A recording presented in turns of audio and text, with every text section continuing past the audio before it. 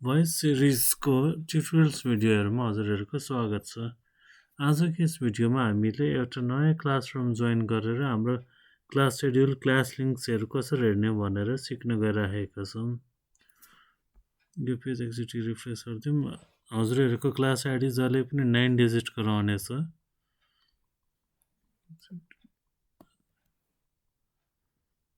अब यतिखेर म एउटा मात्र क्लासमा एनरोल छु र अब यो क्लासको सेड्युल अनुसार अब दुईवटा पिरियड हुनेछ मेरो, सन्डे र मन्डे 7 to 8।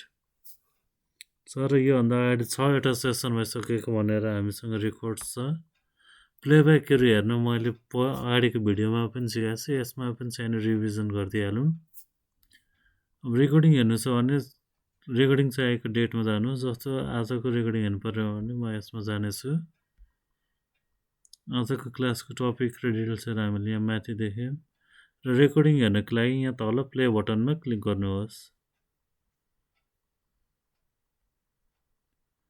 अब आजको अर्को कुरा, अब सेसनहरू हामीले कसरी जोइन गर्ने, नयाँ क्लासरुमहरूको लागि एउटा गरौँ है।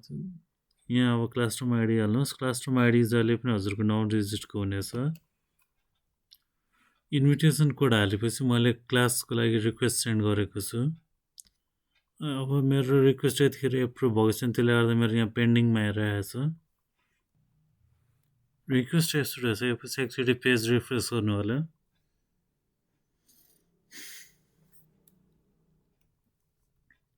अब रिफ्रेस गरिसकेपछि मेरो दुइटै यहाँ देखिन थालिसक्यो। प्री इन्जिनियरिङको आज 10:50 to 11 मेरो क्लास छ।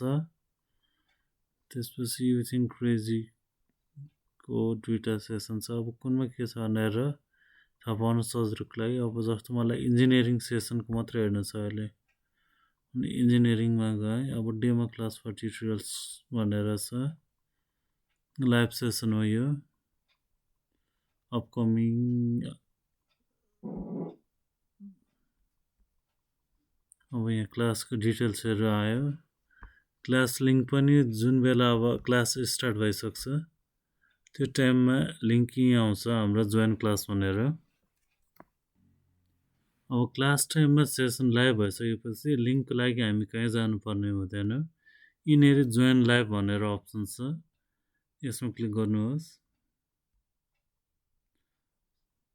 यति भइसकेपछि यसले हजुरको जुम मिटिङ लन्च गरेर हजुरलाई क्लासेसमा लानेछ।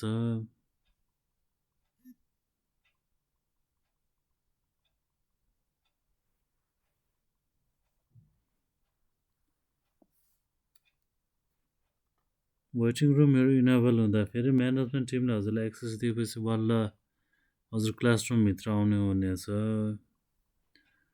केही सल्लाह सुझाव वा कन्फ्युजन भएमा तल कमेन्ट गर्नु होला।